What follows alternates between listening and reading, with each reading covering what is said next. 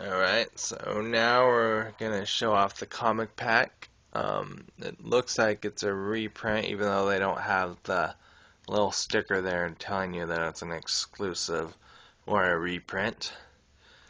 And this is one that I bought, but of course I did not ever open this one, I don't believe. And hopefully I'm not offending anybody, but you will totally understand why I did not open this one. You get Duke with a yellow, again I don't know that word, I'm not going to attempt to say it in this video, but the yellow kind of weapon strap there, and then you get him in these kind of neon almost green pants, but sorry, the worst is Cobra Commander right here. They're trying to, I guess, mimic a gold, but instead of gold, it's again more of a yellow, neon, almost yellow, and then kind of a neon blue. Um, and then they gave him kind of a neon yellow balaclava, I think is how you say it. So just the colors on this pack, just I couldn't justify opening it at the time. And then here you have it is a reprint of the classic comic because you have the updated artwork. 1983 this time, and should be 2008 again. So tribute cover 2008. Alright. So here's another one that I did open because at the time I believe this was the only General Hawk that was released. We didn't know that we were going to get the Toys R Us exclusive packs that I've already shown, and so that was the only reason I think I did open this pack for General Hawk. And another reason why I would not have opened it if I had known that I was going to get a better General Hawk later on is because of Scarlet here, because you get Scarlet and G.I. Joe Hawk. Always kind of funny when they have to change the name because they no longer have the rights to just plain Hawk. They have to add G.I. Joe to the end of it to make it legal.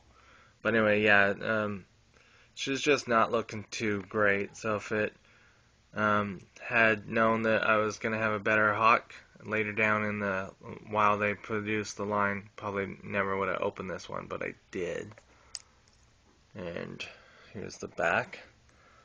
Again, another tribute cover, and the original from 1982, so that's kind of cool. You get one from 1982, 1983, and I believe 1984 is what I've mentioned.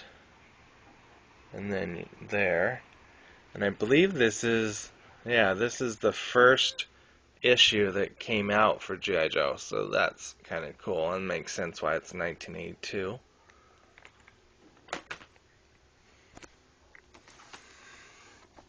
Alright, arm's starting to get a little tired here. So here we have the classic comic sticker this time.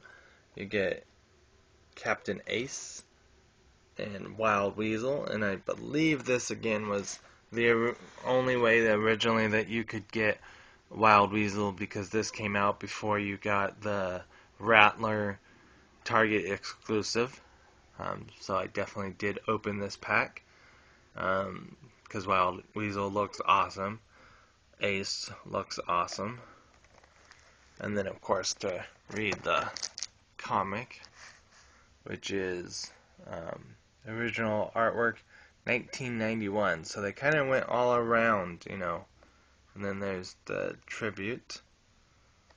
So yeah, from the 80s, the 90s, and the other comics that I think I've already talked about, at least this one I have. Still have to, probably did that one because I did show off Monkey, or yeah, Torch, and gosh, I can never remember. But it's Torch and Ripper. There we go. The brain caught up. So yeah, I did show off that one. Just didn't talk about the comic, I guess, that came with it. Let's see if we can find them rather quick. Huh, that's odd. Yep, sorry. Live. Well, we'll find them later, I guess. But so anyway, I do have 2 of those. We'll go over here, and we've got who is it? Copperhead. So I know I opened this one because again, I believe this is before we knew we were gonna get the Stingrader with him. And then you get Shipwreck, but he's kind of wearing the cutter, life preserver and all that kind of stuff. Or maybe it was released, this was first and then the cutter figure was released later. But I believe this is the new sculpted Shipwreck body because the 25th one, he had, yeah, kind of hard to tell, but you can usually tell not only because of different pant cuffs, but his arms kind of had more of the kind of Popeye syndrome to them. They were much bigger.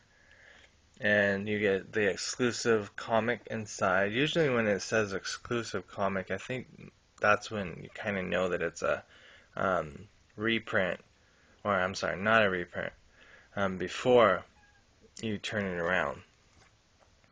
Because usually when it's a reprint,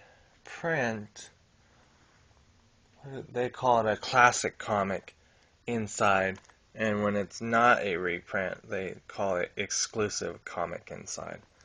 Which makes sense, you know, it's exclusive because this is the only way you can get this comic, because you don't have the old one out there somewhere.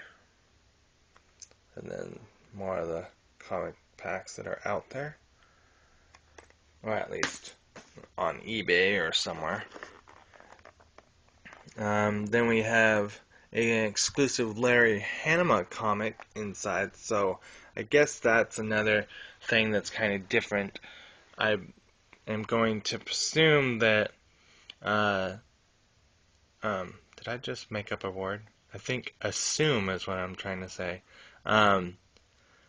That when it says exclusive Larry Hanuma comic, he wrote it, and when it doesn't say that, I think maybe it was just an in-house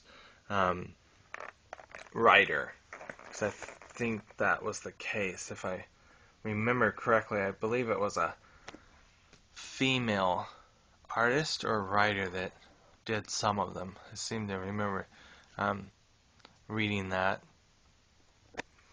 But anyway, this one you get Nemesis Immortal and Lieutenant Falcon, and definitely I think some people were not happy with the Falcon figure, but definitely I was happy that we got the Nemesis Immortal because I had never owned any of the Cobra Law figures when I was a kid. The only downside is I don't believe you can have him wear his wings and his kind of tentacles, which they do show that you can, or at least in the comic, he has both of them, but I believe in order to do the figure, you have to have one or the other.